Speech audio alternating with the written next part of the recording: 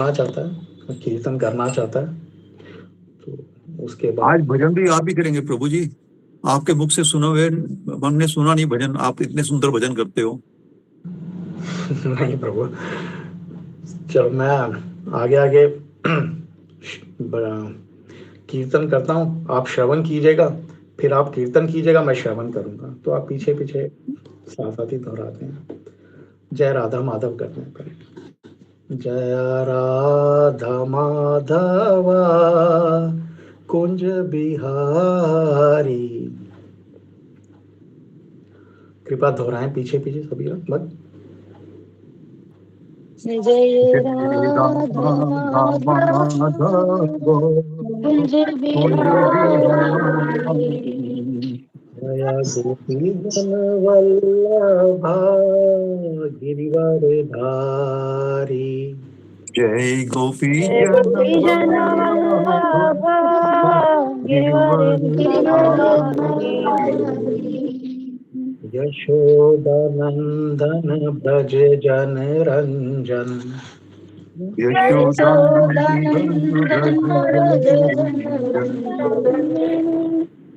यमुना तीरा वनचारी।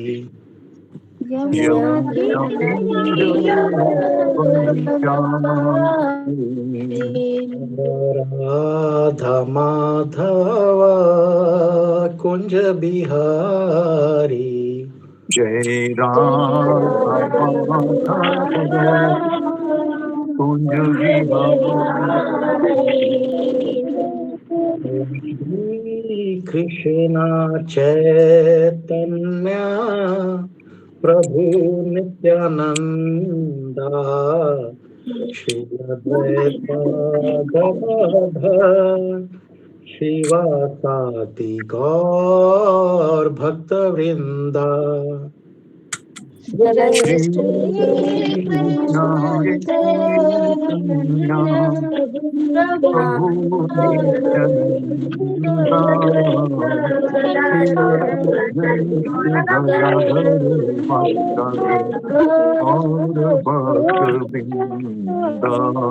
हरे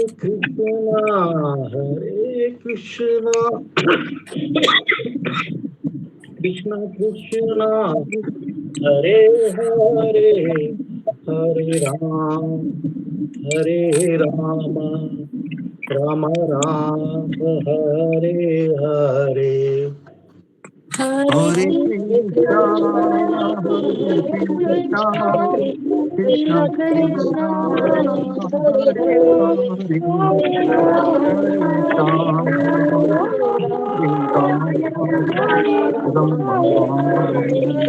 हरे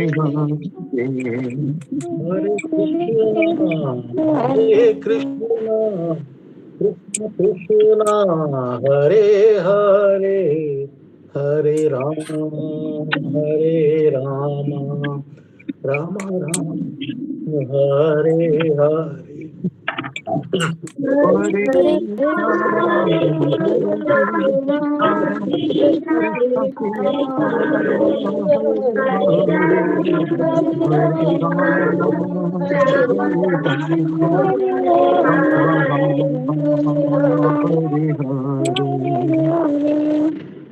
हरे कृष्णा कृष्ण कृष्ण हरे हरे राम राम हरे हरे।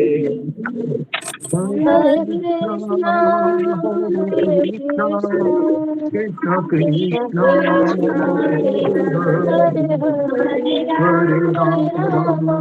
हरे राम राम राम हरे हरे। जय जगन्नाथ जय बलदेव जय सुभद्रा जय सुदर्शना। जय जगन्नाथ जय बलदेवा जय सुभद्रा जय सुदर्शना। जय गौरानिताय गौरा निताई जय गौरा निताई जय जय गौरनिताय गौरनिताय गौरनिताय जय गौरनिताय जय प्रभुपाद प्रभुपाद प्रभुपाद प्रभुपाद जय जय प्रभुपाद प्रभुपाद प्रभुपाद जय जय प्रभुपाद गुरुदेव गुरुदेव गुरुदेव गुरुदेव गुरुदेव गुरुदेव गुरुदेव गुरुदेव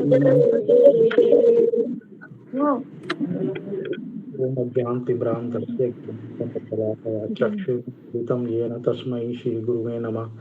जय श्री कृष्ण चैतन्य प्रभु नित्यानंद श्री अद्वैत गदाधर श्रीवासादि गौर भक्तवृंद। हरे कृष्ण कृष्णा कृष्णा हरे हरे हरे राम राम राम हरे हरे हरे कृष्ण। तो प्रभु जी, कल हमारे दादा गुरु श्री भक्ति सुधाम सरस्वती महाराज का आविर्भाव दिवस है। बहुत पुण्य हमारे। तो पहले हम उनको श्रद्धा सुमन अर्पित करते हैं, फिर श्रीमद् भगवद गीता से एक श्लोक को लेंगे। तो भक्ति सुधाम सरस्वती महाराज जो थे वो सुपुत्र थे भक्ति विनोद ठाकुर जी महाराज के। तो वास्तव में ये हमारे सप्तम आचार्य हैं, सप्तम गोस्वामी हैं।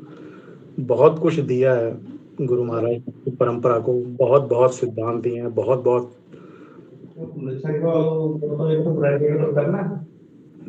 गायत्री माता जी, हरे कृष्णा। गायत्री माता जी कृपया म्यूट कर लें। हरे कृष्णा प्रभु जी, दंडवत प्रणाम। प्रणाम माता जी, म्यूट कर लें कृपया करके। तो भक्ति सिद्धांत स्वामी महाराज ने बहुत बहुत सिद्धांत दिए हैं, बहुत बहुत शास्त्र दिए हैं, बहुत बहुत भजन दिए हैं। तो क्या था ये, जब अपनी सरकारी सेवा से बैरिस्टर थे, निवृत्त हुए, तो इन्होंने नवद्वीप के अंदर एक भवन का निर्माण कराया जिसका नाम था भजन कुटीर। तो क्या किया करते थे वो, भजन कुटीर में जो नीचे वाला पोर्शन था, एक हॉल कमरा था, वहां तो प्रतिदिन मॉर्निंग में भागवतम की कथा हुआ करती थी। सभी आसपास के प्रबुद्ध वैष्णव आया करते थे, कथा में भाग लिया करते थे। तो ये बात जो है,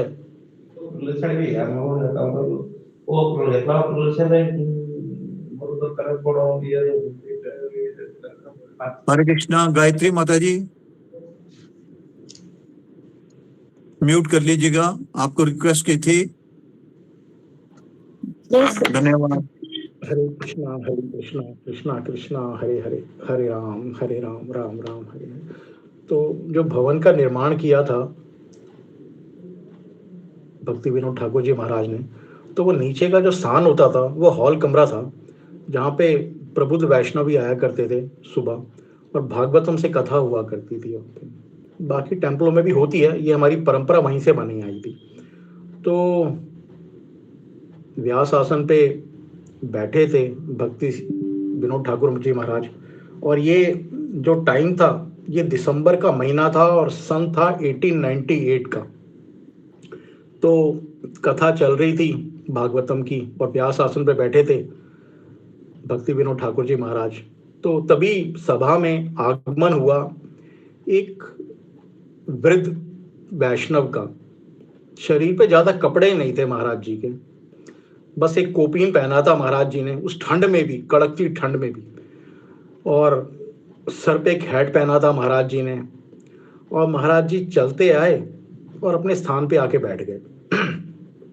तो किसी ने ज्यादा ध्यान भी नहीं दिया, और भक्ति विनोद ठाकुर जी भी जैसे कथा कर रहे थे वैसे कथा करते रहे।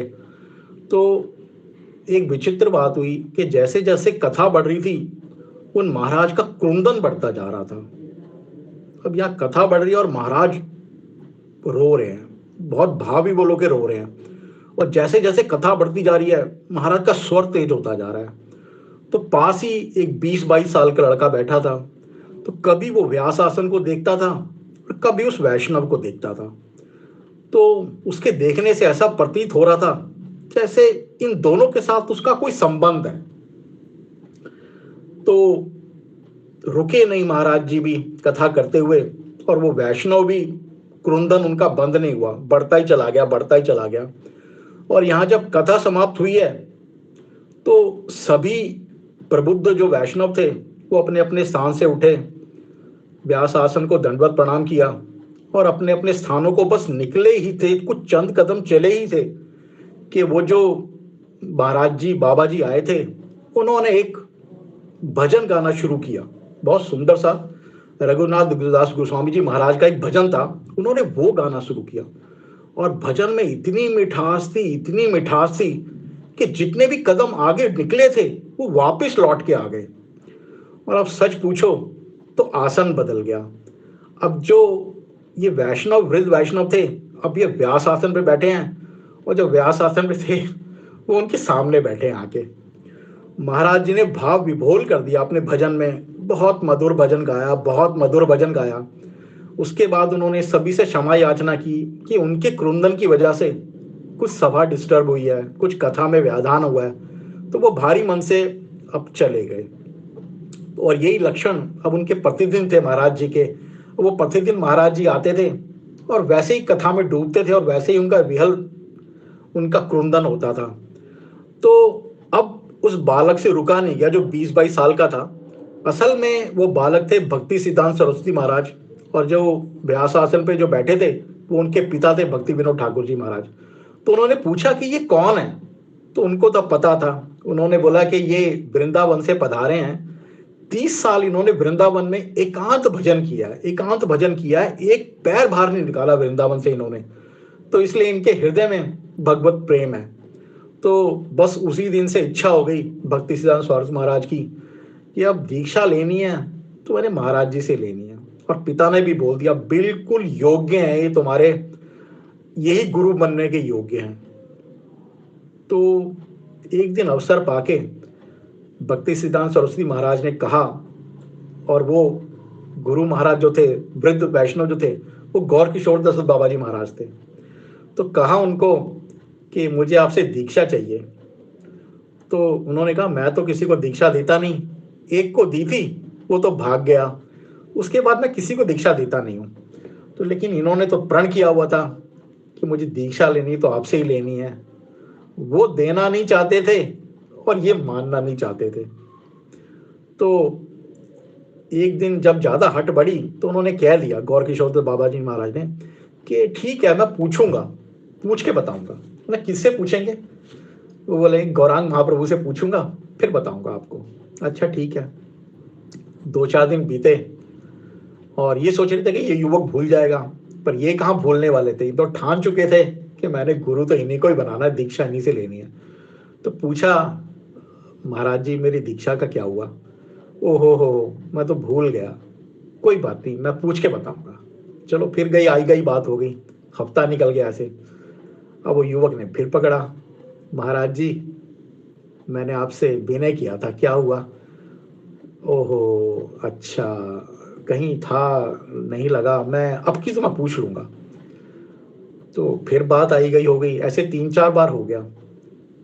तो अब जो युवक था एक दिन उसने ठान लिया कि आज तो मैं इनसे कुछ पक्का वचन लेके ही रुकूंगा मैं। पूछा महाराज जी क्या हुआ? तो महाराज जी कुछ बोलते, इससे पहले वो बोल चुके थे भक्ति सिद्धांत महाराज।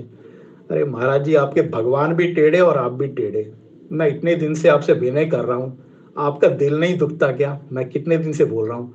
और महाराज जी आज पक्की बात है, अगर आज नहीं माने ना आप, गंगा जी में कूदने के लिए तैयार बैठा हूँ बिल्कुल, आज तो मैं आज नहीं रुकूंगा मैं। अब वो क्या बोलते, जब देखा इतना दृढ़ निश्चय था, बोला बेटा ठीक है लेकिन एक दिक्कत है। मैं क्या महाराज? देखो तुम हो बहुत ज्यादा प्रबुद्ध, सरस्वती का वास है तुम में, और ज्योतिष में तुम बहुत आगे बढ़े हो। तो वास्तव में देखा जाए तो भक्ति सिद्धांत सरस्वती महाराज दीक्षा से पहले ज्योतिष में बहुत प्रभाव बनते थे। तो प्राय सभी आसपास के ज्ञानी आया करते थे उनसे ज्ञान लेने के लिए। तो बोला बेटा ये हमारे भक्ति मार्ग में ज्योतिष का कोई मतलब नहीं है, इसको छोड़ देना पड़ेगा।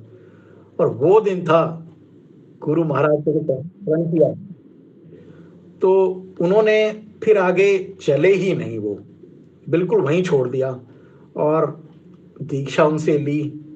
ऐसे थे हमारे भक्ति सिद्धांत दादा गुरु महाराज कि जब एक बार ठान लेते थे किसी चीज को तो कर देते, और बिल्कुल लॉयन गुरु कहा करते थे उनको, बिल्कुल लॉयन की तरह धाड़ा करते थे वो। और ऐसे होते थे कि कोई छदम वेशधारी, कोई कपटी उनके सामने टिकता नहीं था, भाग जाते थे सब उनके सामने देख के, क्योंकि पता था ये ज्ञान में बहुत प्रबुद्ध है, बहुत प्रबुद्ध है, इनके सारे हमारे पैर नहीं पड़ेंगे। तो देखते ही भाग जाया करते थे उनको। तो ये कुछ छोटी सी एक श्रद्धा सुमन था, उनके चरणों में अर्पित था दादा गुरुजी महाराज के। तो अब हम श्रीमद् भगवद गीता का एक श्लोक लेते हैं। तो आपके पास शास्त्र हैं तो आप शास्त्र निकाल लीजिए, 13 अध्याय निकाल लीजिए और श्लोक संख्या 22 आज इसको समझने का प्रयास करेंगे, आज इस पर थोड़ी चर्चा करेंगे।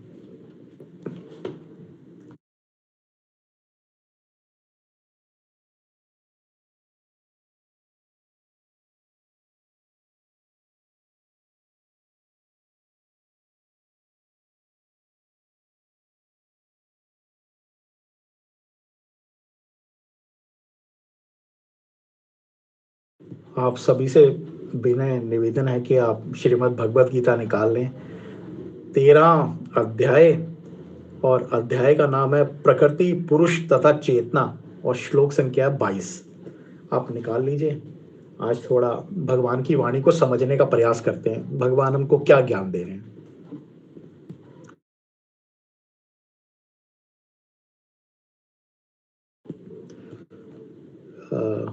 प्रभु जी निकाल लिया तो फिर चर्चा करें प्रभु जी आगे श्लोक पे। जी जी प्रभु जी, हरि बोल। हरे कृष्णा माता, धन्यवाद। जय श्री कृष्णा चैतन्य प्रभु नित्यानंदा, श्री अद्वैत गदाधर शिवासादि गौर भक्त वृंदा। हरे कृष्णा कृष्णा कृष्णा हरे हरे, हरे राम राम राम हरे हरे, हरे कृष्णा। तो दास धीरे धीरे श्लोक को पढ़ रहा है, आप मेरे साथ पीछे पीछे दोहराएं। दास 3 बार दोहराएगा और फिर इसके बाद एक एक भाग डिसाइड करेंगे श्लोक के ऊपर। पुरुषा पुरुषः प्रकृतिस्थो पुरुषः प्रकृतिस्थो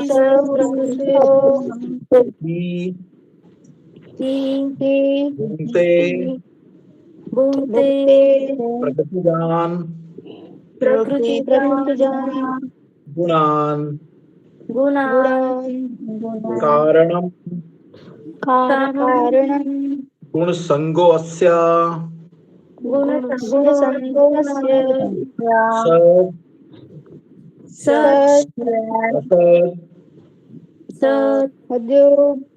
सत् असत्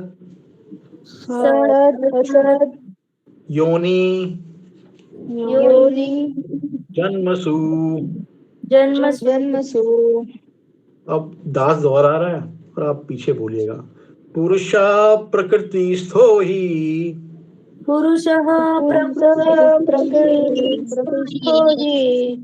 भुङ्क्ते प्रकृतिजान् गुणान्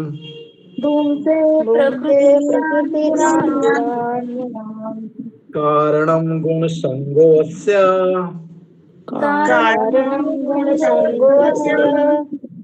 सदा सद्योनि जन्मसु।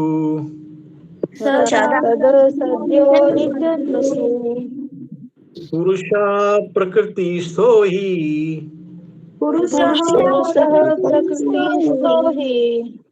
भुङ्क्ते प्रकृतिजान् गुणान्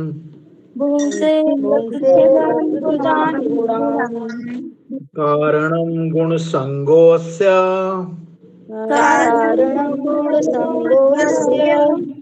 सदसद्योनि जन्मसु।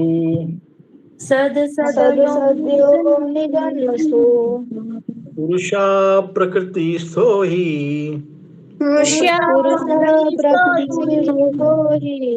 भुंक्ते प्रकृति जान गुणान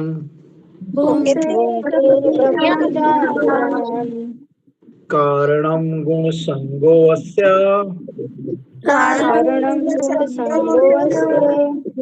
सदा सद्योनिजन्मसु। तो 5 भक्त ऐसे डिसाइड कर लें जो इस श्लोक का उच्चारण करेंगे। तो डिसाइड करके आप बारी बारी से श्लोक का उच्चारण करें।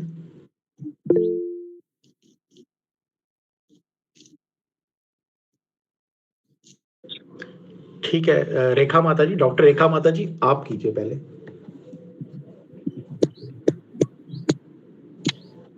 हरे कृष्ण प्रभु जी, दंडवत प्रणाम। पुरुषः प्रकृतिस्थो हि भुङ्क्ते प्रकृतिजान् गुणान् कारणं गुणसङ्गोऽस्य सत्सद्योनि जन्मसु। धन्यवाद प्रभु जी। हरे कृष्णा माता। अब नेक्स्ट कौन करेंगे? आप अनम्यूट करके आप बोलें। हरे कृष्णा प्रभु जी, दंडवत प्रणाम। हरे कृष्ण। पुरुष प्रकृतिस्थो हि भुङ्क्ते प्रकृतिजान् गुणान् कारणं गुणसङ्गोऽस्य सत्सद्योनि जन्मसु। हरे कृष्णा प्रभु जी, धन्यवाद। हरे कृष्णा। अब आगे कोई अनम्यूट करके आप उच्चारण करें। पुरुषा प्रकृतिस्थो हि भुङ्क्ते प्रकृतिजान् गुणान् कारणं गुणसङ्गोऽस्य सदसत्य योनि जन्मसु। हरे कृष्णा प्रभु जी, धन्यवाद। और कोई उच्चारण करेगा या चले आगे? कोई हाथ स्टैंड है बोलने के लिए? कोई बोलना चाहते हैं श्लोक को? बहुत कृपया मधुर hand raise श्लोक, कीजिए। बोलना चाहता है तो बोलें। ठीक है प्रभु जी, आगे चलिएगा। हाँ जी। तो हम इनका संस्कृत से हिंदी में अनुवाद सुनते हैं। पुरुषा जीव प्रकृति भौतिक शक्ति में स्थिर होकर ही निश्चय ही भूंगते भोगता है प्रकृति जान प्रकृति से उत्पन्न गुणान गुणों को कारणम कारण गुण संगा प्रकृति के गुणों की संगति अस्य जीव की सत असत अच्छी तथा बुरी योनि जीवन की योनियां जन्मसु जन्मों में। ये प्रभुपाद जी इसका कुछ अनुवाद कर रहे हैं, आइए इसको पढ़ते हैं। इस प्रकार जीव प्रकृति के तीनों गुणों का संग करता हुआ प्रकृति में ही जीवन बिताता है और यह उस प्रकृति के साथ उसकी संगति के कारण है। इस तरह उसे उत्तम तथा अधम योनियां मिलती रहती हैं। तो प्रभुपाद जी ने इसका कुछ विस्तार किया है, आइए अब इस विस्तार को पढ़ते हैं जरा। यह श्लोक यह समझाने के लिए महत्वपूर्ण है कि जीव एक शरीर से दूसरे शरीर में किस प्रकार देहांतरण करता है। दूसरे अध्याय में बताया गया है कि जीव एक शरीर को त्याग कर दूसरा शरीर उसी तरह धारण करता है जिस तरह कोई वस्त्र बदलता है। वस्त्र का परिवर्तन इस संसार के प्रति आसक्ति के कारण है। जब तक जीव इस मिथ्या प्राकट्य पे मुग्ध रहता है तब तक उसे निरंतर देहांतरण करना पड़ता है। प्रकृति पर प्रभुत्व जताने की इच्छा के फलस्वरूप वह ऐसी प्रतिकूल परिस्थितियों में फंसता रहता है। भौतिक इच्छा के वशीभूत हो उसे कभी देवता के रूप में तो कभी मनुष्य के रूप में, कभी पशु, कभी पक्षी, कभी कीड़े, कभी जल जंतु, कभी संत पुरुष तो कभी खटमल के रूप में जन्म लेना पड़ता है। यह कर्म चलता रहता है और प्रत्येक परिस्थिति में जीव अपने को परिस्थिति का स्वामी मानता रहता है जबकि वह परिस्थिति के वश में होता है।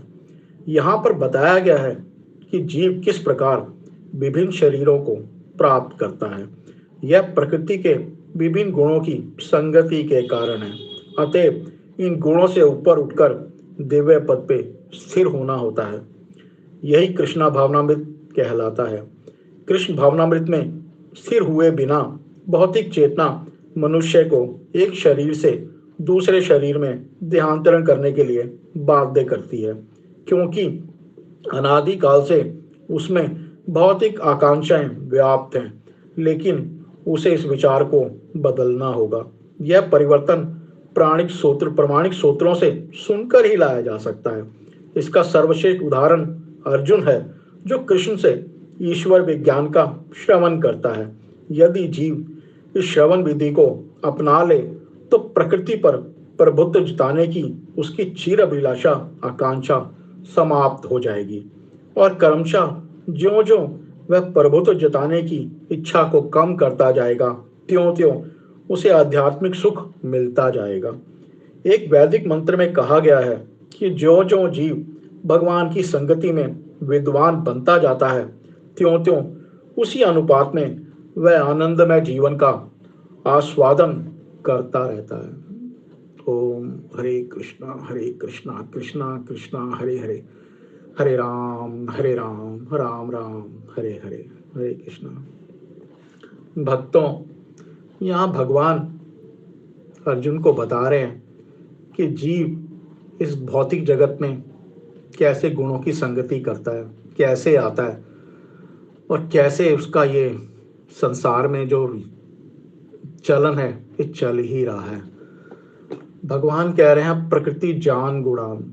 भगवान एक शब्द दे रहे हैं पुरुषा नव द्वारे पूरे देही नैवम कुर्वन् न कार्यम। देही और देह ये दो अलग अलग बातें हैं। जैसे रोगी और रोगी रोग नहीं है, धनी धन नहीं है। जिस व्यक्ति को रोग हो जाता है उसको रोगी कहते हैं और जिस व्यक्ति के पास धन आ जाता है उसे धनी कहते हैं। अर्थात एक वस्तु है, दूसरा उसको प्राप्त करने वाला है। इसी तरह से एक देही है और एक देह है। देही वही पुरुषा है जो 84 लाख योनियों में भ्रमण करता है, कभी एक इच्छा से, कभी दूसरी इच्छा से और कभी तीसरी इच्छा से। वो प्रकृति के गुणों को भोगता चला जा रहा है, उसी में रमा जा रहा है, बसा जा रहा है, चला जा रहा है। ये उसका देहांतरण जो हो रहा है वो वास्तव में गुणों से बाहर नहीं आ पा रहा। वो ये जो प्रकृति के 3 गुण है इससे बाहर नहीं आ पा रहा, इसलिए इसकी यात्रा जो है ये चल ही रही है, निरंतर चल ही रही है। तो भगवान यहाँ ये बताते हैं कि जब तक देही प्रकृति के गुणों से बाहर नहीं आएगा तब तक उसकी संसार की यात्रा चलती रहेगी, ये सारी की सारी। तो ये होता क्या है, देही को जब देह मिलता है और वास्तव में उसको कुछ इंद्रियां मिलती हैं। ये इंद्रियों का कार्य क्या होता है, ये इंद्रियां जो होती हैं ये इंद्रिय विषय से आनंद उठाना चाहती हैं।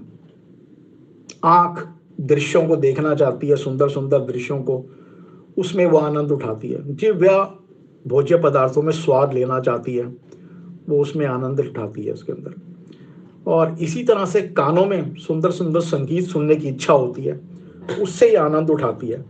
तो ये भोगने की इच्छा है जीव की, ये वास्तव में यही उसको देहांतरण करा रही है। एक शरीर से दूसरे शरीर की जो यात्राएं हो रही हैं वो वास्तव में इन्हीं के वशीभूत होके ही हो रही हैं आगे।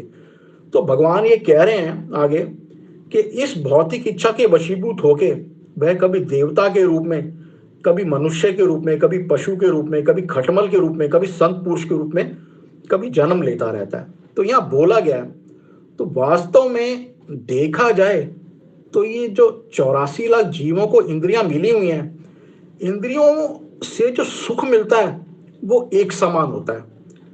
आप ये नहीं कह सकते कि मनुष्य का जो सुख है वो कुत्ते के सुख से बड़ा है। इंद्रियों से जो सुख मिल रहा है वो कुत्ते को भी वही सुख मिल रहा है जो मनुष्य को सुख मिल रहा है, वो सारा का सारा। ये मैं एक दृष्टांत से आपको थोड़ा समझाना चाहता हूं। जैसे खाने की वस्तु है कोई, आप खाने की वस्तु अगर किसी को अर्पित करें, किसी को दें, और वो प्लेट चाहे सोने की हो या चांदी की हो या प्लास्टिक की हो या कागज की हो, तो इससे खाने में कोई अंतर नहीं पड़ेगा। पेट किससे भरेगा? प्लेट से कि खाने से? पेट भरेगा खाने से, तो खाने की वस्तु किस प्लेट में दी गई है इससे कोई बहुत ज्यादा अंतर नहीं आएगा। तो वो शरीर कुत्ते का है, आदमी का है या देवता का है, उसमें जो आनंद की अनुभूति होती है वो एक जैसी होती है सारी। यहां भगवान ये बता रहे हैं इसके अंदर, इसीलिए उसका ये क्रम चलता रहता है। क्योंकि अगर ऐसा ना हो तो ये जीव फंसे नहीं। और देखा जाए तो ये जो संपूर्ण ब्रह्मांड है, ये जो विभिन्न भिन्न योनियां हैं, ये वास्तव में शरीरों के देहांतरण करके इस भौतिक जगत में जो फंसी हैं, वो इंद्रियों से प्राप्त होने वाले सुखों की वजह से ही फंसी पड़ी हैं। यही इस भौतिक जगत में जीव के चलायमान का कारण है, ये बताया गया इसमें यहाँ पे। तो अगर कोई किसी से पूछना चाहे कि इस भौतिक जगत में मेरी कितनी यात्रा शेष है, तो उसको समझ लेना चाहिए जितनी उसके मन में भोग करने की इच्छाएं हैं और उन इच्छाओं के अनुरूप जितने शरीर लेने हैं, बस उतनी यात्रा उसकी बाकी है। और इसके बाद भी हम गलती क्या करते हैं, अपने मन में भोगों की भावना को बढ़ाते चले जा रहे हैं। इससे क्या होता है कि हम अनंत काल तक कोई ना कोई शरीर लेके इस भौतिक जगत में भटकते ही रहेंगे। तो भगवान यहाँ कह रहे हैं कि जीव जब तक प्रकृति के गुणों से बाहर नहीं आएगा, तब तक उसका ये संसार में यात्रा चलती ही रहेगी। तो भगवान एक बहुत स्पष्ट सिद्धांत हमें दे रहे हैं यहाँ पे। तो कहते हैं कि अगर कोई कृष्णा भावना भावित हो जाए, तो अगर कोई कृष्णा भावना भावित हो जाता है तो समझ लेना चाहिए अब उसकी घर वापसी की जो यात्रा है, अब वो शुरू हो गई है उसकी। जब भी कोई भक्ति में आता है, आप समझ लेना चाहिए उसका सौभाग्य उसी दिन से शुरू हो गया है। क्यों? क्योंकि वो जितना गिरना था उतना गिर चुका, अब और नहीं गिरेगा इसके बाद। क्योंकि भक्ति में जीव प्रगति करता है तो इंद्रिय तृप्ति की भावना को हटा देता है, छोड़ देता है, जो उसके बंधन का कारण है। तो जो भी भक्ति में जीव आता है, मान लीजिए उसका सौभाग्य उसी दिन से शुरू हो गया। तो हम क्या करते हैं, भक्त प्रतिदिन सुबह उठ के नाम लिया करते हैं, कथा कीर्तन सुना करते हैं, आचार्यों की वाणी का श्रवण किया करते हैं। ये क्या करते हैं, ये जो हमारे को इस संसार में फंसाने वाली जो चीजें हैं, अब हम उनको धीरे धीरे छोड़ने का प्रयास कर रहे हैं, अब उनको दूर करने का प्रयास कर रहे हैं। आचार्यों की वाणी को गंभीरता से सुनने से हमको ये तो समझ आ गया कि हमारे को फंसा कौन रहा है इस जगत में। तो नाम जो है ये वास्तव में बहुत उद्धार करता है, जीव का बहुत उद्धार करता है। तो मैं आपको एक दृष्टांत से इसको एक समझाना चाहता हूं आपको। एक भिखारी है, चौक चौराहे पे, रेड लाइट के पास, मंदिर के बाहर खड़ा होके भीख मांगा करता है, अपना पेट पाला करता है। किसी ने उस पर कृपा करके उसको एक फैक्ट्री में डेली वेजिस पे लगवा दिया कहीं। अब वो सुबह से शाम तक 4 बजे तक, 5 बजे तक, 6 बजे तक वहां वो काम करता है और बदले में उसको पगार मिलती है। अब उसे भीख मांगने की जरूरत नहीं है। जहां वो छोटी सी झोपड़ी में अपनी रहता है अपने परिवार के साथ, बहुत सुख से निर्वाह कर सकता है, बहुत इज्जत से निर्वाह कर सकता है। तो अब उसने सुबह से शाम तक 4 बजे तक 6 बजे तक काम किया और बदले में उसको 250 रुपया 300 रुपया कुछ पगार मिला। अब वो जेब में रखा। फैक्ट्री से कोई 1 किलोमीटर के दूर उसका घर था, छोटी सी झुग्गी जहां वो रहता था। अब वो पैसा जेब में रखा और चला। कहीं जेब फटी थी, 100 रुपया चलते चलते कहीं गिर गया उसका। 50 रुपए किसी ने बातों में उलझा के निकाल लिया और 20, 30, 40 रुपए किसी ने छीन लिया उससे। अब घर पहुंचते पहुंचते उसकी जेब में 20, 30 रुपए बचा, वरना वो भी नहीं बचा उसकी जेब में। तो सच पूछो तो वो जो भीख मांगने से प्रमोट हुआ है डेली वेजिस पे, उसको कोई ज्यादा फर्क तो नहीं पड़ा ना। 10-20% बचाया सो बचाया, वरना वो भी नहीं बचाया उसने, वो भी चला गया उसका। तो अगर किसी अमीर का 100-200 रुपया 300 रुपया कहीं गिर गया हो तो कोई फर्क पड़ता है उसको? कोई फर्क नहीं पड़ता। लेकिन किसी गरीब का जो कि भिखारी से अब लेबर प्रमोट हुआ है, अगर उसका पैसा रोज ही खराब ऐसा होता रहे, या मान लो किसी नहीं भी गिरा, पैसा घर लेके आ गया, पड़ोसी आ गया, चलो यार आज तो पी ले मतलब वैष्णव अपराध हो गया, वहां 100-200 रुपया वहां खराब कर लिया उसने। तो अभी हम कोई बहुत अमीर नहीं हुए हैं, एक नंबर के कंगाल है वास्तव में हम सारे के सारे। ये जो हम भिखारी से जो प्रमोट हुए हैं, किसी ने भक्त ने हमारा हाथ पकड़ के भक्ति में ले आया, हमारे हाथ में माला भी पकड़ा दी है कि भैया छोड़ो इस हाथ दिखाना, ये जादू तांत्रिकों को, ये ज्योतिषों को, ये व्रत करना, ये उपवास करना छोड़ो, ये हरि नाम की माला करो, सब कष्ट तुम्हारे दूर हो जाएंगे। महाप्रभु ने ये वचन दिया है जीव को कि जो भी हरि नाम गंभीरता से करता है, वास्तव में जीव की समस्या जो है वो गरीबी नहीं है, वो दुख नहीं है, उसकी समस्या जो है वो हरि नाम का आश्रय ना लेना इसकी सबसे बड़ी समस्या है। क्योंकि हरि नाम का आश्रय जो है वो इसको संसार से तारने वाला है। तो हम ये बड़ी मामूली सी कमाई करते हैं, ये 1728 रुपए की मामूली कमाई होती है। ये क्यों होती है? क्योंकि 16 माला होती है और 108 मन के होते हैं। अगर आप इनको गुणा करो तो 1728 रुपए बनते हैं। तो सुबह भक्त प्रयास करते हैं माला का, हरि नाम का, कोई 5 माला, 6 माला, 7 माला, 8 माला। उसके बाद सभी अपने अपने क्षेत्रों में जाते हैं। कोई स्टूडेंट है, कोई पढ़ने चला जाता है, कोई कॉलेज चला जाता है, प्रभु जी लोग ऑफिस चले जाते हैं, बिजनेस पे जाते हैं, माता जी कहीं स्कूल में कुछ पढ़ाने का या कुछ ऑफिस का काम होता है, सभी चले जाते हैं। तो शाम तक जब वापिस आते हैं, क्योंकि चेतना बदलती है, तो जो सुबह कमाया होता है सब लुटा आते हैं हम, शाम होते होते सब लुटा आते हैं हम। और अगले दिन क्या करते हैं? फिर हम शुरुआत करते हैं। ये हम ऐसे गरीब हैं कि वास्तव में जो हम कमाते हैं, कहीं वैष्णव अपराध कर दिया, किसी के बारे में कुछ चुगला निंदा कर दी, कहीं कुछ खा लिया अनाप शराब, कुछ अनाप शराब देख लिया, तो क्या करते हैं? वो जो अमृत कमाया होता है माला का हमने सुबह, सब बहा देते हैं, सब बहा देते हैं। तो ये सच पूछो तो ये चोर कहीं बाहर नहीं बैठा, इस चोर को हम अपने अंदर ही बिठाए बैठे हैं। ये चोर है हमारा मन, ये हमको वापस उसी स्थान पे ले जाना चाहता है जब हम में से कोई 6 महीने पहले, 8 महीने पहले, साल पहले, 2 साल पहले, 6 साल पहले भक्ति में आए थे। ये मन हमसे सब कुछ छीन के वापस हमको उसी चौराहे पे लाके खड़ा करना चाहता है जहां से हम उठ के आए थे।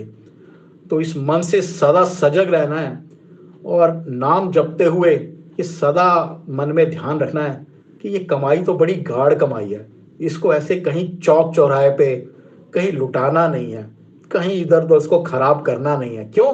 क्योंकि बहुत मुश्किल से कमाई मिली है, बहुत मुश्किल से नाम की कमाई मिली है। तो जीव को क्या करना चाहिए? ये प्रकृति के गुणों का संग छोड़ना चाहिए, आचार्यों का संग करना चाहिए, नाम का प्रभाव करना चाहिए और एक एक सिक्का ऐसे संभाल के रखना चाहिए, ऐसे संभाल के रखना चाहिए। क्योंकि मेरी यात्रा जब होगी शुरू उस आध्यात्मिक जगत की, तो मेरे यही सिक्के मेरे काम आएंगे, यही नाम मेरे काम आएगा, यही कीर्तन मेरे काम आएगा। बस इस छोटी सी वाणी के साथ मैं अपनी वाणी को विराम करता हूँ। शीला प्रभुपाद की जय, गौरांग महाप्रभु की जय, नित्यानंद महाप्रभु की जय, समस्त वैष्णव वृंद की जय, निताई गौर प्रेमानंदे। हरि हरि बोल, हरि हरि बोल, हरि हरि बोल। मैंने कोई अपसिद्धांत बोल दिया हो या मैं कोई ऐसी बात बोल दी हो जो विरुद्ध हो, प्लीज आप मुझे क्लियर कर दीजिए। आप जो टिप्पणी करना चाहें मेरी कुछ गलतियों पे, तो आप सादर आमंत्रित हैं, आप कृपा कीजिए मुझ पे। धन्यवाद प्रभु जी, बहुत बहुत शुक्रिया आपका हमारा मार्गदर्शन करने के लिए। ये सही बताया प्रभु जी आपने कि जो हमारा जो हाल हो रहा है ये हो रहा है हमारा संगति के कारण। जैसे आपने बताया, हम जिस गुण की संगति करने हैं वो हमें शरीर प्राप्त है, वैसे ही हमारी आदतें बनती हैं, वैसे ही हमारा शरीर बनता है और वैसे ही हमारा भविष्य बनता है। तो संगति का असर बहुत जरूरी है। आप सत्संग कर रहे हैं, इसका मतलब आप अच्छी संगति में हैं। अगर आप शराबी की संगति करेंगे तो उनका संग बड़ी जल्दी मिल जाएगा। जुआरी की संगति करेंगे, जुआरी बन जाओगे। भगवान तुम्हें फैसिलिटेट करते हैं जिस संगति में आप जाना चाहते हो, और फिर उस संगति से बाहर निकलना बड़ा मुश्किल होता है। ये संगति का असर है। तो जिस गुण की संगति करते हो आप, उस गुण में आप रमे रहोगे और वो हमें आनंद मिलेगा। हमारा आत्मा का जो स्वभाव है, सच्चित आनंद है, वो आनंद आध्यात्मिक है, पर हम भौतिक आनंद को ही आनंद मानने लगते हैं। जरा सी इंद्रिय तृप्ति हुई, हमें बड़ा आनंद आता है, वो क्षणिक है। जैसे एक चीज आपने खाई, रसगुल्ला खाया, आपको आनंद आया, वो एक क्षणिक है, टेस्ट है, वो जब जीभ से नीचे गया अंदर पेट में, वो स्वाद खत्म हो गया। ऐसी जो भी चीज आप खाओगे, स्वाद लोगे, जैसे ही जीभ से नीचे पेट में गई, वो स्वाद उसका खत्म। तो ऐसे ही हमारा भौतिक सुख है जिसमें हम जी रहे हैं, और उसे धोया कैसे जा सकता है? हरि नाम संकीर्तन से, हरि नाम की साबुन से। एक ही विकल्प है, कोई और विकल्प नहीं है। नाम जप का, नाम जपे, नाम जपे, नाम जपे। सारे वैष्णव कहते हैं नाम जपे। एक ही विकल्प है, दूसरा नहीं है, कहीं भी नहीं है। इसी से बाहर आ सकते हो, एक ही रास्ता है, बाकी रास्ते सारे बंद हैं। आपको बाकी रास्ते नीचे खींचने वाले हैं, ये रास्ता ऊपर ले जाने वाला है। और ये वास्तव में जैसे हम बने, हम जब माला कर रहे हैं और ये एक संकीर्तन कर रहे हैं और ये साधु संग कर रहे हैं परवेंद्र प्रभु जी जैसे साधुओं का, तो ये हमारी इच्छा से नहीं है। कभी भी इतनी गलती मत करना सोचने की ये हमारी इच्छा से है, हमारी शुद्धता, हम कुछ भी नहीं है।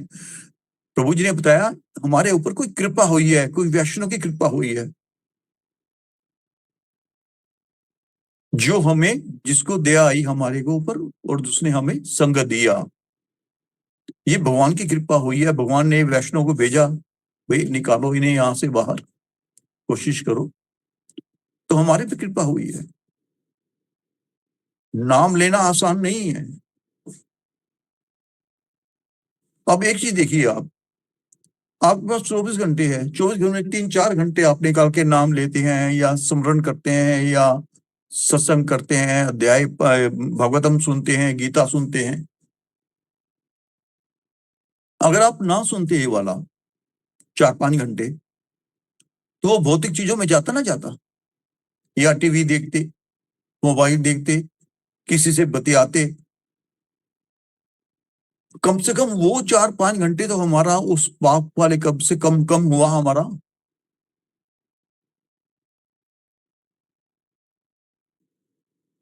तो जितना हम भक्तों का संग करें उतना ऊंचा उठेंगे। अब जैसे प्रभु जी ने बताया, जप करना आसान नहीं है। जिसके ऊपर कृपा होती है वही जप कर सकता है, और नहीं। इसका एक छोटा सा एग्जाम्पल है। एक साधु जी जा रहे थे, रास्ते में तो 2 मजदूर थे, एक बिल्डिंग में काम कर रहे थे, ईंटें उठा रहे थे। तो बातें कर रहे थे, यार सारा दिन हम ईंटें उठाते हैं, इतना बोझ उठाते हैं, सारा दिन एक थोड़ा सा समय बैठने को नहीं मिलता। अगर थोड़ा सा आराम करने लगे तो मालिक गुस्सा करता है, तुम्हें पैसे मैंने हराम के देने हैं, पैसे खा रहे हो तुम, हराम खोरो, ये कर रहे हो, वो कर रहे हो, गुस्सा करता है। तो शाम को रोटी भी पूरी नहीं होती, बच्चों को पढ़ाना तो दूर, रोटी भी पूरी नहीं होती, हम क्या करें? कितनी मेहनत कर रहे हैं, दिन से रात तक मेहनत कर रहे हैं। वो साधु ने वो बात सुन ली उनकी, उसको दया आई और कहने लगा, ऐसे करो, तुम लोग परेशान हो, तुम्हें कितने पैसे मिलते हैं यहाँ से? वो कहते 250 रुपए पर डे मिलता है एक आदमी को। वो कह रहे तुम ऐसे करो, मेरे साथ चलो, मैं तुम्हें 500 रुपए पर डे दूंगा। वो कहते करना क्या हुआ? कहते करना कुछ नहीं, आप आओ सुबह, अच्छे कपड़े डाल के आओ, स्नान करके आओ, मेरे मंदिर में आ जाओ, सुबह नाश्ता करो, नाश्ता भी फ्री है आपको, 2 घंटे का काम है, उसके बाद 2-3 घंटे का फिर आप लंच लो, वो भी फ्री है, थोड़ा आराम करो, फिर 2 घंटे का काम है, फिर आप घर जाओ, 500 रुपये लेके अपने वापस घर जा सकते हो। वो कहते ठीक है, बड़ी अच्छी बात है, खुश हुए। अगले दिन वो मंदिर में पहुंच गए, प्रणाम किया प्रभु जी को कि प्रभु जी आदेश करें। कि पहले आप नाश्ता कीजिएगा। सुंदर सा नाश्ता कराया उन्हें, अच्छा भोजन कराया। फिर आगे कहते ये लो माला, एक एक माला ले लो और राम का नाम जपो। 2 घंटे 3 घंटे बैठ के आराम से नाम जपो। एक दूसरे से बात नहीं करनी, आवाज आनी चाहिए। तुम्हारे सारे दुखों का अंत कर देगा ये। तो उन लोगों ने कभी माला देखी नहीं, माला पकड़ी नहीं, कभी राम का नाम नहीं लिया। तो वो बतला के साधु सब अपने कमरे में चले गए, भाई तुम्हारी आवाज आनी चाहिए, अलग से बात नहीं करनी। तो वो माला करने लगे। और माला करे, टाइम नहीं पास हुई। 1 माला हुई, 2 माला हुई, 10 माला हुई। अब टाइम अभी तक देखा भी, अभी तो 1 घंटा भी नहीं हुआ। 3 घंटे माला करनी है हमने। खींचते खींचते खींचते खींचते खींचते खींचते 3 घंटे माला की, 1 बजे तक। उसके बाद कहा साधु महाराज ने, भाई ठीक है, माला रख दो, आप जाके भोजन करो। भोजन किया, भाई थोड़ा आराम कर लो। 1 घंटा आराम किया, फिर 2 घंटे 3 से 5 बजे तक लो, भी माला करो। अब वो माला हो कैसे? अभ्यास नहीं, ना कभी संग किया, ना राम का नाम लिया। वो बड़ी भारी लगने लगी। कैसे तैसे कैसे तैसे उन्होंने माला की और 5 बजाए। एक दूसरे को मुंह देखते देखते उन्होंने 5 बजाए। भाई कहाँ फंस गए हम। शाम हुई, 5 बजे प्रभु जी के पास गए। प्रभु जी 5 बज गए, हमने माला कर ली। उन्होंने दोनों को 500 रुपए दिए, दो भाई। आंचल प्रभु जी, आंचल माता जी बंद कीजिए, अपना म्यूट कर लीजिएगा। आंचल माता जी, हरे कृष्णा। जी जी प्रभु जी, हरे कृष्णा, प्रणाम। कृपया म्यूट कर लीजिएगा माता जी। जी प्रभु जी। तो 500 रुपए दिए उन्होंने, महाराज ने। तो अपने अपने घर के चले गए। अगले दिन फिर आ गए।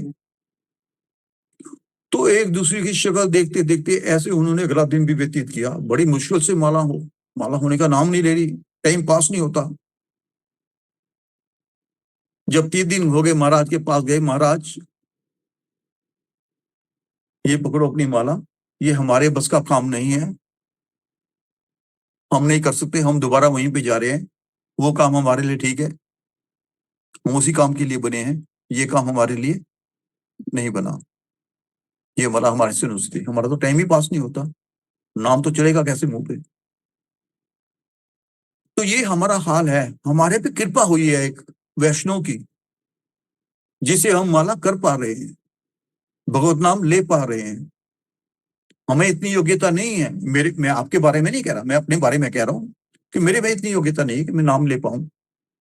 इतना पवित्र नाम को कैसे ले सकता है बिना गुरु कृपा, बिना किसी शुद्ध वैष्णव भक्त की कृपा के बिना, बिना किसी सत्संग के बिना नहीं ले सकते आप। अकेले बैठ के माला करो, माला नहीं होगी। सत्संग में आप 16 से 32 माला भी कर लो, आराम से हो जाएंगी। तो ये संग है, संग का असर है। हमें इससे बाहर निकलना पड़ेगा। हम बंद हैं, एक ही कमरे में बंद हैं, उसी में आनंद ले रहे हैं। अभी ये हमारा छोटा सा संसार है, माता पिता भाई बहन बच्चे, यही हमारा परिवार है, इसमें खुश है। थोड़ा बाहर आके देखो उस कमरे से, संसार खुला पड़ा है, शुद्ध हवा है, सब कुछ है उसमें, पर हम आना नहीं चाहते। बिना सत्संग के हम नहीं। जब हम इन गुणों से ऊपर उठेंगे ना, धीरे धीरे, एकदम से तो उठा भी नहीं जाएगा। एकदम से चेंज बड़ी खराब होती है। जैसे आज गर्मी है, कल एकदम ठंड होगी तो चेंज खराब हो जाएगी, वो चेंज आपको सूट नहीं करेगी। तो धीरे धीरे ऊपर उठने की कोशिश करें, अपने आप को समझाएं, अपने मन को समझाएं, काबू करें। और 3 गुणों से, इन गुणों से धीरे धीरे धीरे धीरे ऊपर उठें। जैसे जैसे हम ऊपर उठेंगे, जैसे कहा प्रभुपाद जी ने, जैसे जैसे ऊपर उठेंगे हमारी आकांक्षाएं, हमारी इच्छाएं वो कम होती चली जाएंगी। और जब से हमने भक्तों का संग किया है, जैसे हमने गुरु का आश्रय लिया है, वैष्णव का हाथ पकड़ा है, तो हमें लगातार, क्योंकि हम मंदबुद्धि है, करोड़ों जन्मों से हमें इतना स्वभाव हो चुका है हमारा कि हम भौतिकवादी ज्यादा हैं, इंद्रिय तृप्ति के लिए ज्यादा हैं। तो गुरु को, वैष्णव को बार बार समझाना पड़ता है हमें। हर रोज देखो हम 3-4 बार सुनते हैं, उसके बाद हमारा हाल वही है जो कहते हो। क्यों? क्योंकि हमारे मंद बुद्धि में पत्थर पे जितना पानी डालो ना, पानी में वो नहीं होता, पत्थर में छेद हो जाएगा पर फसल नहीं उगेगी।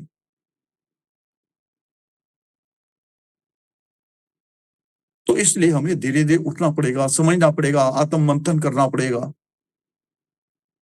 और संग करना पड़ेगा, तो धीरे धीरे शुद्ध हो जाएंगे। जैसे मैंने एक पहले बताया भी था, एक गुरु नानक देव जी की कथा बताई थी कि गुरु नानक देव जी जा रहे थे, जैसे एक गांव से गुजर रहे थे और बाला और मर्दाना उनके साथ थे। तो उन्होंने कहा एक ने कि महाराज, आप इतनी ऊंची ऊंची बातें बोलते हो, इतनी बड़ी बड़ी बातें बोलते हो, इतने उपदेश प्यारे प्यारे देते हो, और हम तो मंदबुद्धि है, हमारी समझ में नहीं आता। ये तो हमारे ऊपर ऊपर से चला जाता है, सिर के ऊपर से चला जाता है, तो हमें कहाँ ज्ञान मिलेगा, कैसे होगा हमारा कल्याण? तो जा रहे थे गांव से, तो वहां पे एक मकान के बाहर एक चाटी पड़ी थी। चाटी मतलब जिसमें दही मथा जाता है, दूध मथा जाता है और मक्खन निकाला जाता है हाथ से खींच के, जैसे वो यशोदा मैया निकालती थी कृष्ण जी के लिए। तो चाटी बोलते हैं उसे पंजाबी में। तो चाटी पड़ी थी, तो गुरु नानक देव जी ने उस भक्त को बोला कि वो देख बाहर क्या पड़ा हुआ है, बाहर उसमें है क्या चाटी में? तो वो भक्त गया, उसने देखा चाटी को, तो बाहर आके बताया कि महाराज उसमें तो कुछ भी नहीं है, खाली चाटी है। तो गुरु नानक देव जी ने पूछा उसमें है क्या, किया क्या गया?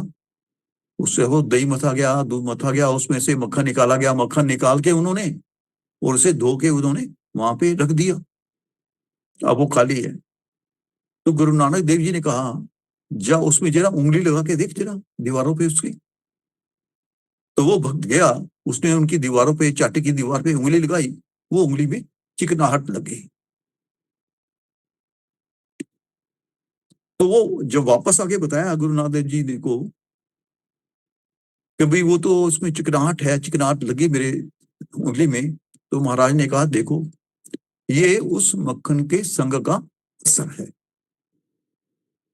मक्खन निकाल लिया गया, दूध भिगोया गया, मक्खन निकाल लिया गया, धो के उसे रख भी दिया, पर वो असर उसमें अभी भी बाकी है। तो इसलिए तुम्हें समझ आए ना आए, पर इस चीज का नाम का असर होता है,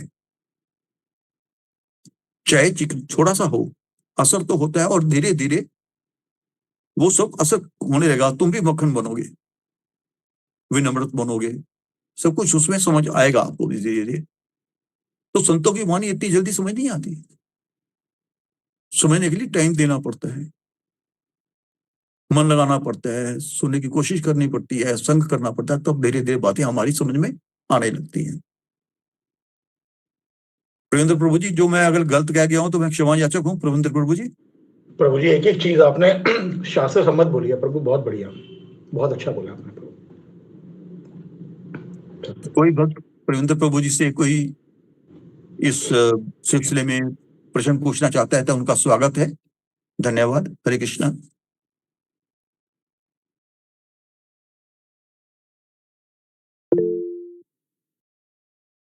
अशोक प्रभु जी, आज रुद्र प्रभु जी नहीं आए, सर भी नहीं आएंगे क्या? जी माता जी, प्रवींद्र प्रभु जी उन्होंने, रुद्र प्रभु जी ने आना था आज, पहले उन्होंने कहा था भाई 4 से 5 में क्लास ले सकता हूं, तो शायद फ्री नहीं हुए, वो जिस काम से गए हुए वहां पे फ्री नहीं हुए, तो उनका बाद में मैसेज आ गया मैं असमर्थ हूँ आज लेने में, कल आएंगे माता जी। ठीक है, धन्यवाद प्रभु जी। हरे कृष्ण। हरे कृष्णा। वृषाली माता जी, हरे कृष्णा।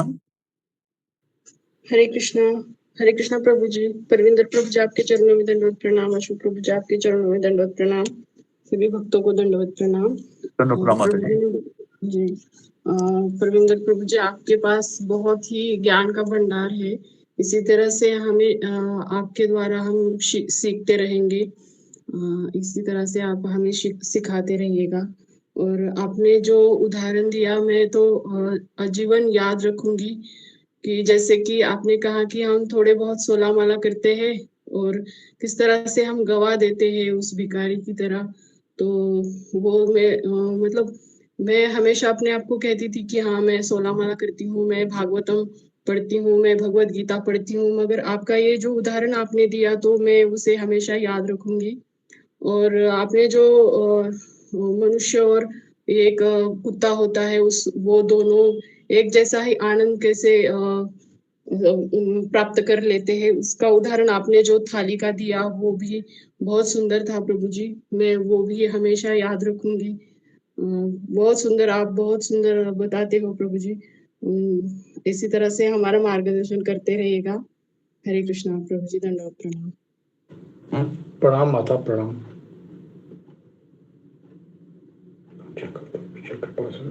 पति का नाम पावने वैष्णवी बना। हरे कृष्ण। प्रणाम माता, प्रणाम। जी रितु माता जी, हरे कृष्णा। रितु रानी माता जी।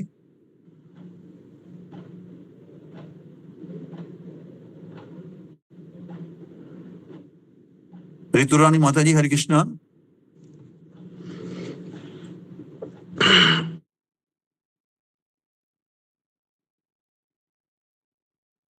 रितु माता जी आपने हैंड रेस किया है।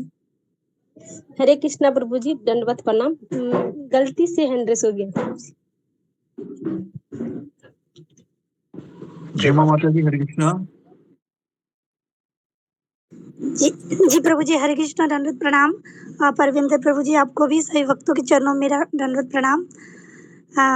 प्रभु जी जैसे जैसे थोड़े थोड़े क्लास में बीच में जैसे रुद्र प्रभु जी और जैसे सुशांत प्रभु जी, तो अशोक प्रभु जी पहले ही बोले कि हमारा कोई योग्यता नहीं है कि हम लोगों को इतना सब मिल रहा है कि कोई वैष्णव की कृपा है, भगवान की कृपा है। तो ये भी थोड़ा बहुत हम लोग भी दिन दिन में अहंकार आ जाते हैं कि हम लोग ये करते हैं जो लोग नहीं करते। लेकिन आप लोगों की संगति से ऐसे और ये जो भक्तों की संग से पता चलता है कि हाँ ये हम लोगों की कोई योग्यता नहीं है, आप लोगों की वैष्णव की कृपा है। तो हम लोग थोड़ा बहुत में सब सुन पा रहे हैं। हमारे हमारे साथ भक्तों का संग है, यही कारण सब कुछ हमें मिल रहे हैं। और जैसे परविंदर प्रभु जी आपको मैं थोड़ा बहुत सुनते हैं क्लास के, तो आप भी बहुत वरिष्ठ व्यक्ति, आपको भी चरणों मेरा कोटि कोटि दंडवत प्रणाम। तो ये भगवान की भी कृपा है कि आप ऐसे जैसे हम लोग ऐसे कुछ भक्तों के संग हम अपने विचार व्यक्त करते थे, लेकिन उसके बीच में आप इतना ज्ञान की जो फूट फूट के जो हमारे अंदर घुसे, तो बहुत बहुत धन्यवाद प्रभु जी। तो मेरा क्वेश्चन नहीं था कि आज जैसे हमने बोले कि हम लोग जितना भी एक दो माला जैसे भी हम करते के जैसे कुछ मतलब नाम का ही करते हैं 16 माला, लेकिन फिर भी तो करते हैं। तो ये करने में या 4 नियम के थोड़ा बहुत पालन करने में थोड़ा बहुत करते हैं जैसे आप लोगों की कृपा से।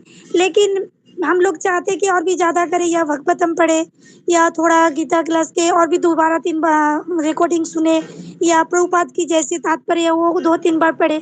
लेकिन उतना टाइम नहीं हो पाते प्रभु जी, जैसे छोटे छोटे बच्चे हैं उनका पढ़ाई का भी ध्यान रखना है।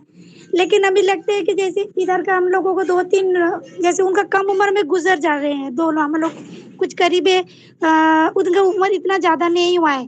तो वो अभी अभी एकादशी करने लगे थे, वो माता जी हमारे पास में ही। तो अभी वो एकादशी करने वाले थे, वो भगवान के वजह से भगवान के प्यारे हो गए। तो मैं वही प्रार्थना करती हूँ वो उसका उच्च गति मिले।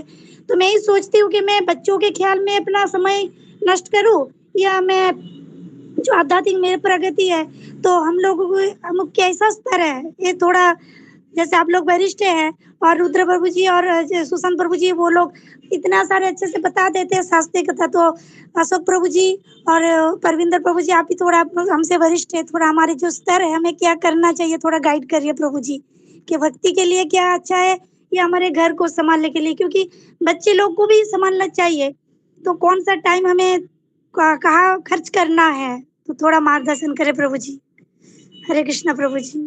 माता जी ये बद्ध जीव के लिए, अब माताओं के लिए, माता ये समस्या तो है, क्योंकि बच्चे भी छोटे बच्चे होते हैं, वो माताओं पे निर्भर होते हैं, तो उनकी भी देखभाल करनी होती है, घर को भी संभालना होता है। माता, उनको तो हम आप नहीं छोड़ सकते हैं, वो बात बिल्कुल ठीक है। लेकिन रूप गोस्वामी पाद ने भक्ति रसामृत सिंधु में एक बहुत बहुत प्रसिद्ध श्लोक बोला है, अन्य अभिलाषिता शून्यम ज्ञान कर्माधिकम। तो रूप गोस्वामी पाद जो हैं वो कलयुग में आए हैं, इस कलयुग के बद्ध जीव को अच्छे से जानते हैं। माता, उन्होंने जो श्लोक बोला है वो अन्य अभिलाषिता शून्य बोला है। अगर कहीं वो अन्य अभिलाषा शून्य बोलते तो माता सच पूछो तो शुद्ध भक्ति के लिए हम में से कोई भी पात्र नहीं होता, कोई भी पात्र नहीं होता। क्यों? क्योंकि शुद्ध भक्ति की कहाँ हो पा रहा है हमसे, दुनिया भर के हम चक्रों में पड़े हुए हैं, कहाँ हो पाती हैं। तो उनका मतलब यह है कि अन्य अभिलाषिता शून्य का मतलब ये हुआ कि माता आज हमारी कोई भी स्थिति हो, कैसी भी फंसे हो, कैसी भी हमारी स्थिति हो, लेकिन अगर किसी भक्त ने ये मन में निश्चय कर लिया कि हे मेरे स्वामी, मैं आज तो आपका नाम जप नहीं कर पा रहा हूँ, आप तो आपकी कथा कीर्तन नहीं सुन पा रहा हूँ, लेकिन अगर भविष्य में मुझे अवसर मिला तो मैं आपका शुद्ध नाम जपने का प्रयास करूंगा। अगर किसी ने ये भी भावना मन में ले आया ना, माता रूप गोस्वामी पाद कहते हैं कि वो अन्य अभिलाषिता शून्य में आ गया, वो आदमी वो शुद्ध भक्ति की परिभाषा में आ गया।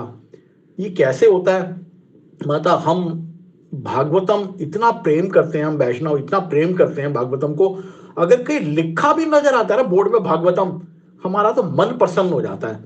और कई बार माता होता क्या है कि कहीं भागवतम कथा होती है, शहरों में होती हैं, कोई आचार्य आए हैं, भागवतम कथा हो रही है, भक्त सुन रहे हैं, बैठ रहे हैं, माइक लगा हुआ है, और अगर कोई बाहर से निकल के जा रहा है रोड से और वो अपने आप को सोच रहा है कि देखो मैं कितना अभागा हूं, ये सभी लोग तो भागवतम का आश्रय ले रहे हैं, भगवान की रसमयी कथा सुन रहे हैं, और देखो मेरी जीवनचर्या कैसी है कि मैं तो नौकरी में उलझाऊं, परिवार में उलझाऊं, और काश मैं भी बैठा होता भागवतम कथा में। तो माता सच बोल रहा हूँ, हृदय से बोल रहा हूँ, सच बोल रहा हूँ, शास्त्रों के अनुसार बोल रहा हूँ, जो गंभीरता से बैठ के भागवतम कथा का आनंद और चिंतन ले रहे हैं ना, उनको जो फल मिलेगा वो उस भार चलते हुए जीव को भी मिल जाएगा, क्योंकि उसने अभिलाषा की है कि प्रभु मेरी स्थिति तो अभी है नहीं, लेकिन मुझे अवसर मिला तो मैं आपकी शरणागति करूंगा। और सच पूछो माता, यही यही शुद्ध भक्ति की परिभाषा है। आज आप नहीं कर पा रहे हो, लेकिन माता अपने भाव शुद्ध बना के रखिएगा भगवान को। कई माता मैंने सुना है कि प्रभु जी नहीं नाम जपने देते, उनको डर लगता है कि कहीं ये नाम में ज्यादा उलझेगी तो फिर ये ग्रह के जो कार्य हैं वो गंभीरता से नहीं कर पाएगी। तो माताएं क्या करती हैं, वो बाथरूम में जाके माला कर रही होती हैं अपनी, या कई तरह की कहानियां बातें बना के अपनी माला पूरी करती हैं। तो माता भाव है हमारा, कृष्णा भावनामृत आंदोलन जो है ये भावना पे टिका हुआ है। मन में भावना होनी चाहिए कि प्रभु जब भी अवसर मिलेगा आपके नाम का चिंतन करूंगा मैं, चाहे दिन में 10 मिनट भी मिले माता। अगर भाव है तो माता फिर आप बिल्कुल भक्ति की परिभाषा में बिल्कुल सीढ़ियां चढ़ रही हैं आप। तो ये स्थिति है माता इसकी। तो हरे कृष्णा। जी प्रभु जी, बहुत बहुत धन्यवाद। जैसे आप लोगों की ऐसी बातें सुन के हम लोगों को फिर से जान माने मतलब गिर जाते हैं, लेकिन उठने की प्रयास है आप लोगों की ये बातें ही। जैसे हम लोग बहुत माने पढ़ना चाहते हैं लेकिन हो नहीं पा रहे हैं। बस आपसे ही कृपा है कि सभी भक्तों लोग कृपा करके जितना मैं सोचती हूँ मैं वो कर पाऊँ। मेरे परिस्थिति तो ऐसे नहीं है, हमें बदलना है, लेकिन किस तरह करना वो आप लोगों की कृपा से होगा। तो कृपा करिए कि मैं थोड़ा और भी ज्यादा अच्छी तरह से भक्ति कर पाऊँ प्रभु जी। प्रभु जी, हरे कृष्ण प्रभु जी, बहुत बहुत धन्यवाद। माता ये संसार भगवान का है, कर्म चक्र भी उनके हैं, बांधने वाले भी वो हैं और कर्म चक्र का फल देने वाले भी वो हैं। और माता वो चाहे तो उनकी शक्ति है, वो टोकन देके छोटे छोटे भी निपटा सकते हैं। तो माता सब कुछ तो उनके हाथ में ही है, जीव के हाथ में तो अपना भाव है। और जीव की एकमात्र कमाई क्या है, वो उसका प्रयास है कि जब भी अवसर मिलेगा भगवान आपको जानने का प्रयास तो मैं करूंगा। यही माता इस भौतिक जगत से निकलने का साधन है। जी माता। धन्यवाद प्रभु जी, बहुत सुंदर। मनमोहन यादव प्रभु जी, हरे कृष्णा। हरे कृष्णा प्रभु जी, दंडवत प्रणाम प्रभु जी। धन्यवाद प्रभु जी। प्रभु जी, मेरा एक क्वेश्चन था। सांसारिक प्रभु जी क्षमा करिए, मैं इस मामले में महापापी हूँ कि यानी हमेशा सोचता हूँ कि 16 माला करूंगा, कई बार हो जाता है, कई बार, और माला जब करते हैं तो हमारे यानी इतनी भौतिकवादी यानी आने लग जाते हैं सामने कि यानी प्रभु जी दिन भर, सॉरी मैं शायद एक्सप्लेन कर पा रहा हूँ, यानी सही तरीके से मन नहीं लग पाता प्रभु जी। हम माला कर रहे, नाम जप रहे, लेकिन हमारी इच्छाएं हमारे सामने आ जाती है। माला करते करते बोलते यार ये सब, सॉरी प्रभु जी कुछ सजेशन करिए इसके लिए। हरे कृष्णा, माफ करिए प्रभु जी। प्रभु जी, जब कृषक किसान जब खेत जोतता है तो प्रभु जब उसमें वो बीज डालता है तो वो ये नहीं देखता कि ये बीज सीधे सीधे पड़े हैं, बस वो उठाता है और डालता है। तो प्रभु भगवान के नाम की तो ऐसी शक्ति है कि चाहे प्रभु उसको कोई गंभीरता से ले रहा हो या हंसी में ले रहा हो या चलते वक्त ले रहा हो या कैसे भी ले रहा हो, नाम तो प्रभु अपना प्रभाव डालता ही है। तो भगवान के नाम में तो ऐसी शक्ति है, प्रभु मन लगे ना लगे, रस आ रहा हो ना आ रहा हो, स्थिति कैसे भी हो, प्रभु माला तो पकड़ लेनी चाहिए। हमारे आचार्य पद पद पे हम बद्ध जीवों को यही सिखाते हैं कि कैसी भी स्थिति हो, आनंद नहीं आ रहा हो, मन नहीं लग रहा हो, कई बार ऐसा होता है माला पूरी नहीं होती, और जो माला जितने मन के बचे होते हैं वो मन नहीं करता उसे पूरा करने का। तो क्योंकि आनंद जो होता है ना, रस, ये जीव को बांधता है। अब देखो ना, आपको हमको इस भोगों में रस मिलता है तभी तो हम बनते हैं उनके साथ, रिश्तों में रस मिलता है तो हम बनते हैं। तो जीव बनता वही है जहाँ रस आता है। तो प्रभु अगर माला में रस ना भी आ रहा हो, मन ना भी जुड़ रहा हो पूरा, तो प्रभु माला तो करनी चाहिए।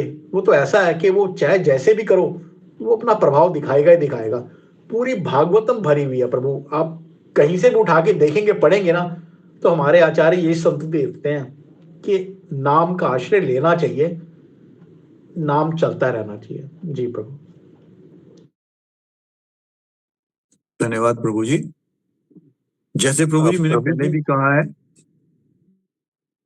तुलसी मेरे राम को रीज बजो या खीज, भूम पड़ा उपजे सभी, जामे सभी उल्टा सीधा बीज। जैसे प्रविंद्र प्रभु जी ने कहा है, वो तुलसीदास के उसमें ठीक बैठता है। तुलसी मेरे राम को रीज बजो या खींच, भूम पड़ा जामे सभी उल्टा सीधा बीज। चाहे जैसा भी नाम जपो, उल्टा जपो सीधा जपो। जैसे उल्टा सीधा किसान नहीं दिखता कि खेत में क्या बोझ रहा है, वो बीज सीधा पड़ रहा है उल्टा पड़ रहा है, तो समय आने पे वो फसल पैदा होती है, पैदावार होती है। तो अपना प्रयास जारी रखें और कोशिश करते रहें, जरूर ठीक हो जाएगा। उसकी परवाह ना करें मन में क्या विचार आ रहे हैं क्या नहीं आ रहे, नाम अपने आप में बहुत पवित्र है। धन्यवाद पविंद्र प्रभु जी। सुषमा माता जी, हरे कृष्णा, आपने हैंडल किया था।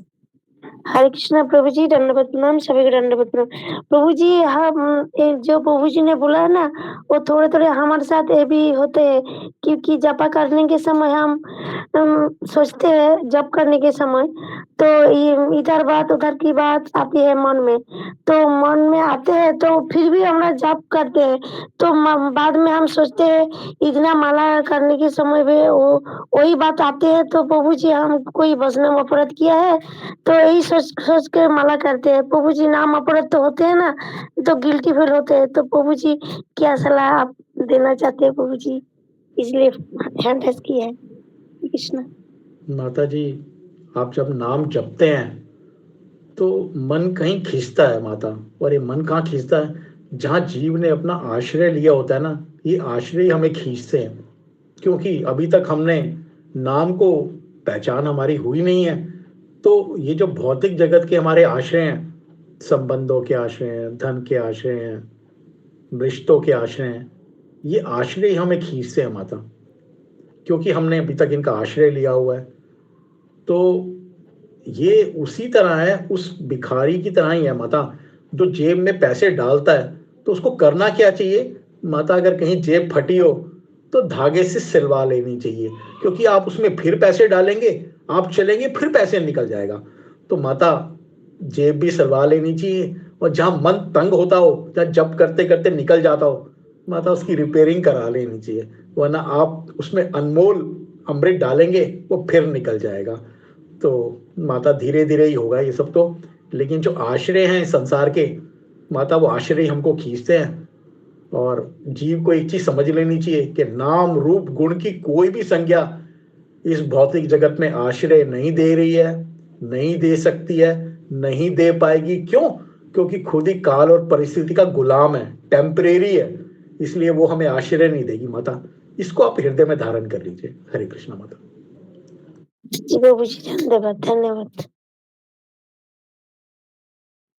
धन्यवाद प्रविंदर प्रभु जी, बहुत बहुत धन्यवाद जय गौर हरि प्रभु। आपके आशीर्वाद का, आपके प्रवचनों का। कृपा करते रहिएगा हमारे के ऊपर।